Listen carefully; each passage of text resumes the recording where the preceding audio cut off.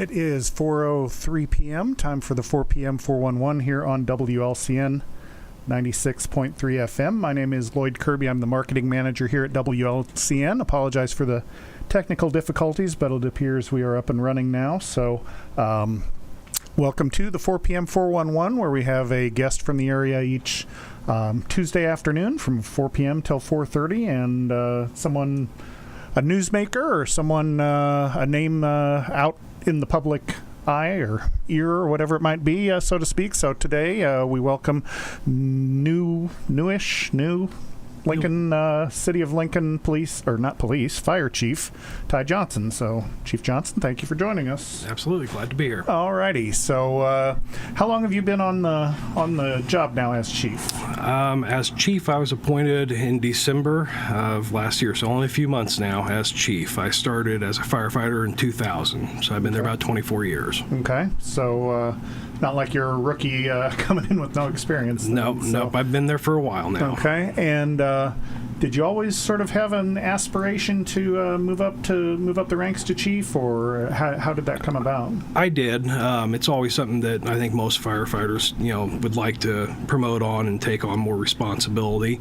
And I made lieutenant, made assistant chief, and enjoyed it. And then when the opportunity came for fire chief, I accepted it, and I've enjoyed it so far. All right. And of course, you replaced Chief Danowski, who'd been there, was it 35 years, I believe? Just under 30, I believe. Just under 30, okay. That's so, correct, yeah. More than 3 decades anyway. So how do you, what has the transition been like in terms of moving from someone who's, been around It was a very fast transition. It was a little unexpected, and when Chief Danowski, decided to go ahead and retire, he did walk me through things as fast as he could, but we didn't have a whole lot of time. So a lot of the other guys have helped out, getting a lot of assistance from the other chiefs and the other firefighters when things come up. We've been getting it done. We're all just kind of learning together right now. Mm-hmm. Okay. And once again, if you have questions or comments or I don't know, anything you'd like to talk over with Chief Johnson here, 217-648-5510, the number to call. Or you can email us your question, 4pm411 at WLCNonline.com. We will be around until about the 4:30 mark or so. So talking with Chief Johnson about his short time on the job here in terms of being chief after 20 plus years as a firefighter. What are the stepping in as chief? Are there any certain major issues that you're having to deal with, or any? I'm not sure what the state of firefighting is across the country. Are there certain things that all departments are wrestling with that you're having to take on? I think what we're wrestling the most with right now is getting applicants to apply, and that's kind of across the board around the state with other chiefs I've been talking to. Really? The interest just isn't there the way it used to be. Right now, we are in a hiring phase. Our application period is open until May 1st. And we encourage anyone between the ages of 21 and 35 to apply. Okay. And speaking of that, you've actually got some events coming up the 20th. So what? Tomorrow, I guess. Yeah. That is tomorrow, yes. Yeah, so at 1 p.m. and 6 p.m., but those are taking place at the police department complex. Is that correct? That's correct. The Fire and Police Commission are holding an orientation. It's a mandatory event that you have to show up to at least one orientation, and that's part of our testing process. You can get an application at the orientation. You can ask questions. It's a very informal event, but it's something the commissioners feel is important, and so that's why we hold them. Okay, and if you do want more information on those, if you're watching YouTube, we've got the QR code on the screen. You can also call the phone number that's listed there. If you aren't watching our YouTube feed, the number 217-735-4020 if you would like more information on the orientations. One is at 1 p.m. and then another one at 6 p.m. at the police department located at 710 5th Street in Lincoln. So those are the start times, 1 and 6. Is it like an hour? Usually about an hour. Okay. Yeah, we try and space them out and hold them at different times in case people work a day shift job or a night shift job, so they can get to one of them. We'll have another orientation in April as well, and I think that's our last one, though. Okay.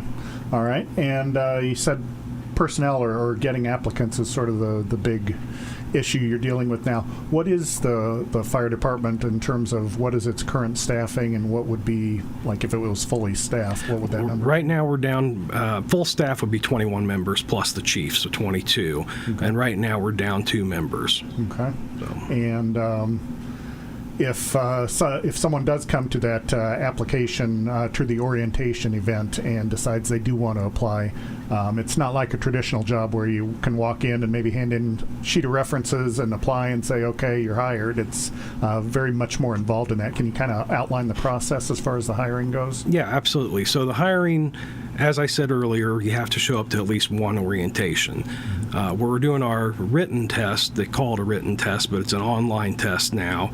We're holding that through nationaltestingnetwork.com, and you just sign in there and apply under, take the test and send it to the Lincoln Fire Department.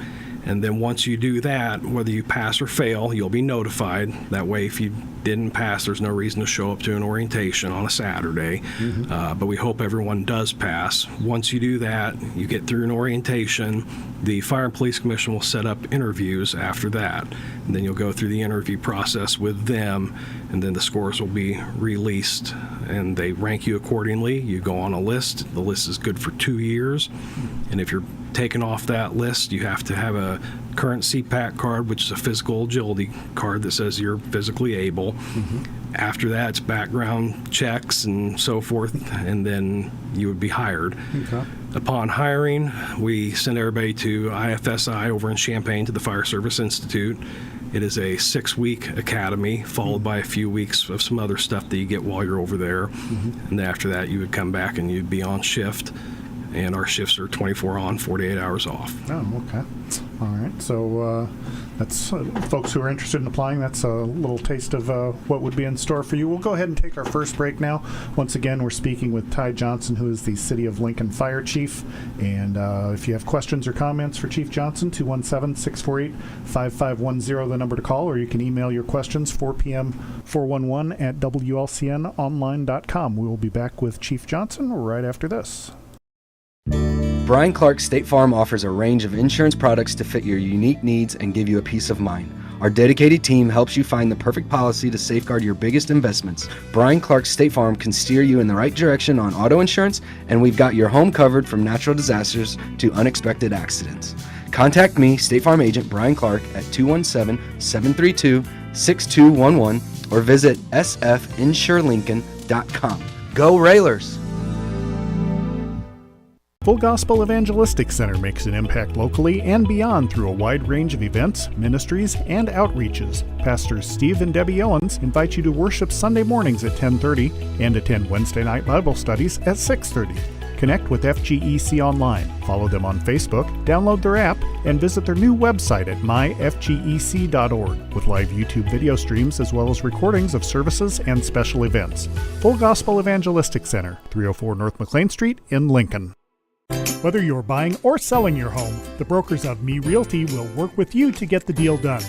As one of Central Illinois' top producing offices for decades, Me Realty has the experience to guide you through the process. You want results? Call the brokers of Me Realty at 217-735-5424, stop by the office at 602 Keokuk Street in Lincoln, or check out local listings online at merealty.com.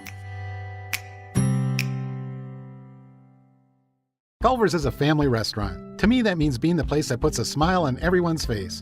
We're famous for our cooked-to-order butter burgers and frozen custard made daily inside our restaurants. But we've always believed more menu options mean more ways to brighten your day. We source the finest chicken to bring you our tenders and chicken sandwiches. And our cheese curds. They're a Wisconsin tradition we're proud to share with you. So take the next meal shift off and let us take care of you. Welcome to Delicious. Culver's, home of the Butterburger, 2530 Woodlawn Road in Lincoln.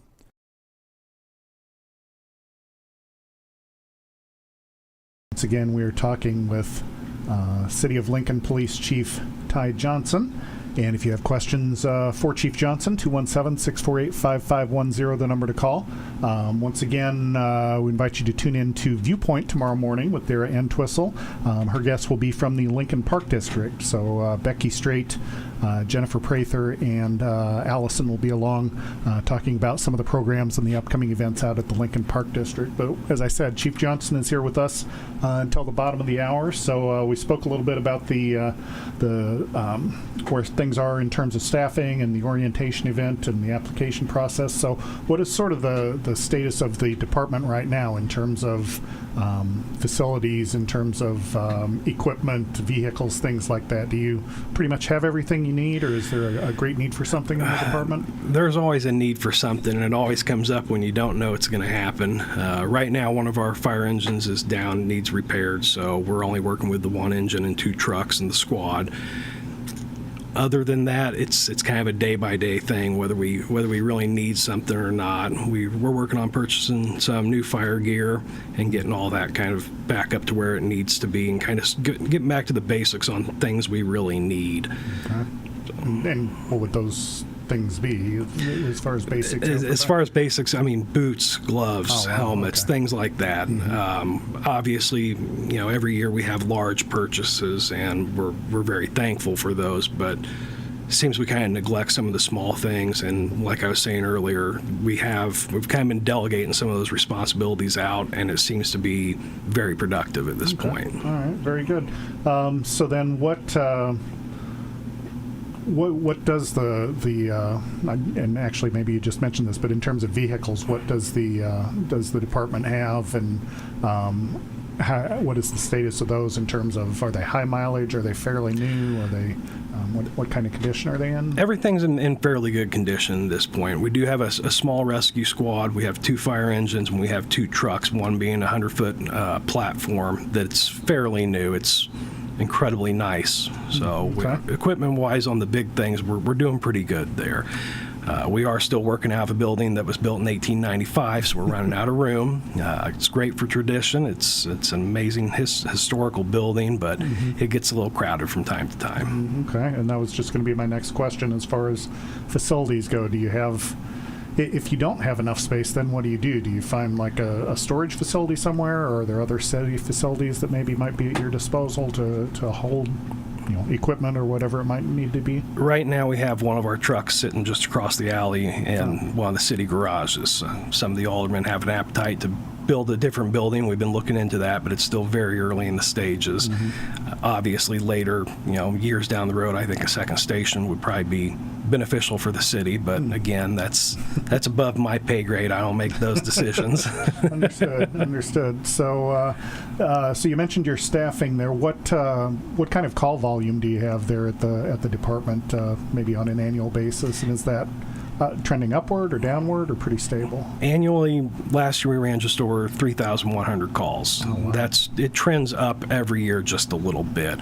I think when I started in 2000, we had 600 calls that year. Oh, geez. So it's went up and up and up and up. And we are, we run a 4-man minimum manning. So when it comes to call volume per firefighter, we're very busy. And so, obviously, you're a fire department, so there are fire calls, but you guys also handle a wide assortment of other types of calls, I'm guessing, as well, in addition to that. Or what are some of the things that you do, if you get a call for, you will assist with? Well, the ongoing joke is if you call 911 and they don't know who to send, they're going to send the fire department. So we do get a wide variety of things, but we do a lot of EMS calls. Probably 80% of our call volume is emergency medical services. Oh, really? And then we also do hazmat and boat and pretty much everything. Rope rescue, trench rescue. There's a lot of specialties that we have enough guys on the department that have specialized training in those areas that we can meet those needs. I was going to ask you about that too when we were talking about personnel. Are there different types of firefighters? Like I'm guessing someone can apply to be a firefighter, but then if you do have a special interest in either a certain type of fire or underwater rescue or whatever it might be, are there specialized certifications or something for those types of things? There are. Once you go to academy, you have a basic firefighter operations. That's the paper you get. And after that, the sky's the limit. If you want to continue training, it can be everything, like I said, from hazardous materials, swift water rescue, investigations, the list goes on and on. Okay. So there are a lot of different ways that you can do that. And we try to send as many people to school as we can per year. But again, staffing issues kind of hinders that sometimes. Sure. And then is there any kind of, like once you become a firefighter, are you a firefighter for life, or is there like an annual or every so often you have to recertify or do something to kind of keep your credentials, so to speak? Okay, well, on the EMS side, everyone is a minimum of an EMT basic, and that you have to renew every 4 years, and there's a certain number of CE hours that you have to turn in with the state, and that's part of our ongoing training that we do. The Office of the State Fire Marshal has just implemented this past year where they're requiring CEs to recertify for your specialty training as well. And we're in the process of becoming compliant with that. It hasn't come up yet. Nobody's had to, go down that road, but we know it's coming, so we're preparing for it with all the paperwork that's necessary. Okay, very good. So once again, our guest is the City of Lincoln Fire Chief Ty Johnson. If you have questions, 217-648-5510, the number to call. We'll go ahead and take our second break here for the half hour, and we'll be back with more with Chief Johnson right after this. Brian Clark State Farm offers a range of insurance products to fit your unique needs and give you a peace of mind. Our dedicated team helps you find the perfect policy to safeguard your biggest investments. Brian Clark State Farm can steer you in the right direction on auto insurance, and we've got your home covered from natural disasters to unexpected accidents. Contact me, State Farm Agent Brian Clark, at 217-732-6211 or visit sfinsurelincoln.com. Go Railers! Full Gospel Evangelistic Center makes an impact locally and beyond through a wide range of events, ministries, and outreaches. Pastors Steve and Debbie Owens invite you to worship Sunday mornings at 10:30 and attend Wednesday night Bible studies at 6:30. Connect with FGEC online, follow them on Facebook, download their app, and visit their new website at myfgec.org with live YouTube video streams as well as recordings of services and special events. Full Gospel Evangelistic Center, 304 North McLean Street in Lincoln. Whether you're buying or selling your home, the brokers of Me Realty will work with you to get the deal done. As one of Central Illinois' top producing offices for decades, Me Realty has the experience to guide you through the process. You want results? Call the brokers of Me Realty at 217-735-5424, stop by the office at 602 Keokuk Street in Lincoln, or check out local listings online at merealty.com. Culver's is a family restaurant. To me, that means being the place that puts a smile on everyone's face. We're famous for our cooked-to-order butter burgers and frozen custard made daily inside our restaurants. But we've always believed more menu options mean more ways to brighten your day. We source the finest chicken to bring you our tenders and chicken sandwiches. And our cheese curds. They're a Wisconsin tradition we're proud to share with you. So take the next meal shift off and let us take care of you. Welcome to Delicious. Culver's, home of the Butterburger, 2530 Woodlawn Road in Lincoln. Back on the 4 p.m. 411 here with Lincoln Fire Chief Ty Johnson. Once again, we invite you to tune in to the Viewpoint program tomorrow morning when Dara Entwistle will have representatives from the Lincoln Park District. That show, of course, airs now from 8 to 8:30. So be sure to tune in and they'll tell you more about the upcoming programs and events at the Park District. But as I mentioned before, we have Chief Johnson here for a few more minutes. So we've kind of covered all the fire department types of topics I wanted to ask you about, except for one, and that was the topic of cooperative calls or other departments needing assistance. How often do you get those calls, and is there a certain criteria you follow as far as, like, if you get called, do you automatically go, or are there certain I don't know, this and this and this have to be true, and then you head out? So there used to be mutual aid agreements in place, and I'm kind of in the middle of rewriting some of those, talking with some of the other area chiefs. Right now, if we have a major fire in town, we will obviously we'll call the surrounding departments to help. A lot of times we get help from Lincoln Rural, we get help from Atlanta, Mount Pulaski, even if they're just filling in our station for the next medical call because our guys are tied up. Mm-hmm. So in return, we also go out in the county. If they have a need that we can go help them, we will go help them. It's pretty much no questions asked right now, but we're trying to get some more formal agreements put in place with some of the other departments. I see. Okay. And then do most of those calls for aid, are they pretty much Logan County yes. departments? Yes, we do. We do sometimes go out into the rest of the state and even country with mutual aid box alarm agreements. But again, we're kind of in the process of rewriting that and getting that all set up right now. Well, I've got my list here of topics, and we've pretty much covered them all except for one, and that would be you. So time to put you on the spot for 20 questions here. You mentioned you've been a firefighter for, was it 24 years? 24 years in the city of Lincoln. In the city of Lincoln. So are you a lifelong Lincoln resident before that, or did you migrate here, or how did you get to be in Lincoln? So I actually grew up in Oriana. I was a student at Argenta, Oriana. I graduated in 96, and then I moved to the west side of Decatur, so I'm a Decatur resident, and one of my good friends was a volunteer with Harristown Fire Protection District and said, hey, why don't you come try it out? So I did, and I pretty much fell in love with it. They then gave me an opportunity to go to Richland Community College and get an associate's degree. They paid for it, which was incredibly nice of them. So after that, I was 21 years old, so I started testing everywhere in the state because that's what I wanted to do, and I ended up landing a job with the city of Canton. Oh, okay. So I went up to Canton for a little while. I was commuting back and forth from Decatur to Canton every third day, and then when Lincoln called and offered the position, it was obviously closer to where I was still living in Decatur, so I took Lincoln. After that, I moved here, and that's where I've been. All right, very good. And while you've been here, I know you've got a son who was a participant on the Railer football team who has moved on beyond high school. You want to tell us more about tell us about Chief Johnson, interests or family activities, or what do you do in your leisure time when you aren't making the big administrative decisions there? Okay, well, you mentioned my son Peyton. Yeah, he moved on. He's going to school over at Illinois College right now. He did declare a political science major and plans on doing a law degree with it. My girlfriend at home is Maggie, so we've been together about 6 years. And other than that, in our free time, we go down to Florida a couple times a year. I enjoy fishing down there and actually own another business that's fishing related. Oh, nice. So that's pretty much it, though. We live across from the high school, so you'll see us at a lot of the ball games over there. So okay, and we mentioned Maggie is involved in several charitable causes. Too numerous to mention. Yeah, she's got a few of them. The two big ones are Parkinson's and Alzheimer's. She does benefit for every year for one of them, and she's been working on a different one this year as well, but I don't know the name of it right off the top of my head. We'll edit that part out. She'll never know. So let's see. There was something that you said there that spurred another question, and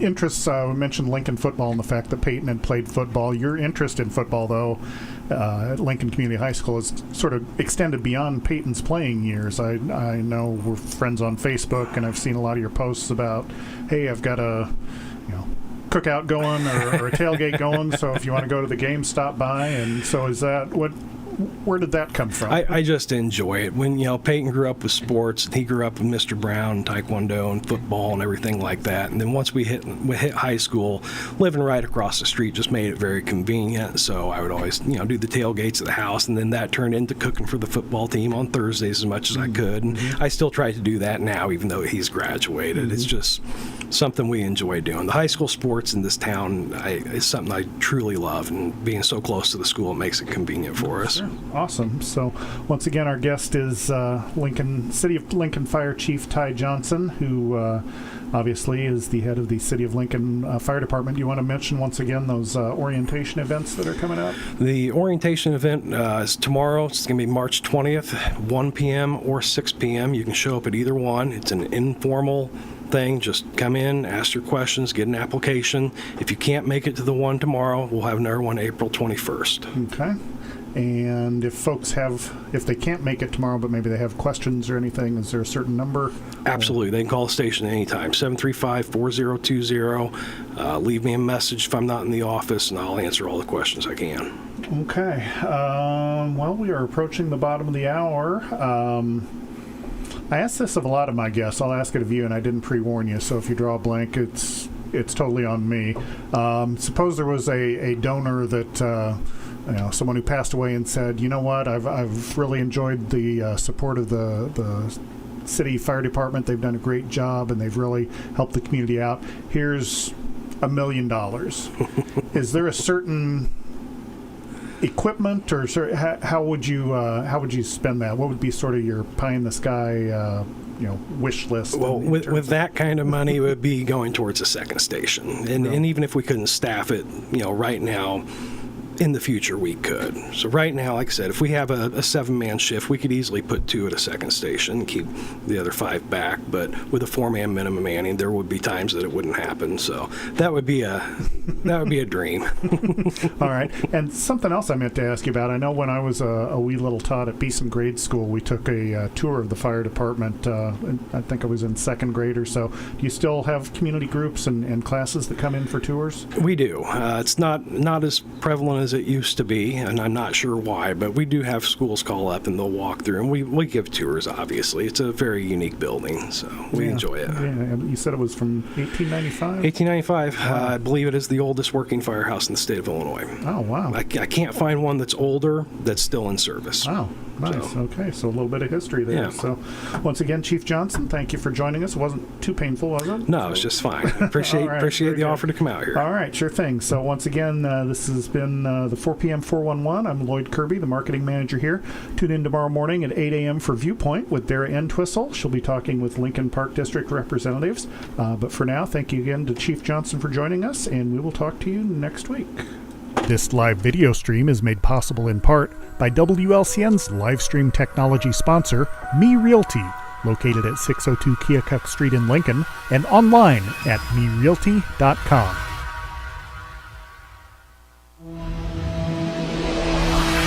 The preceding program is a presentation of WLCN 96.3 FM and WLCNonline.com.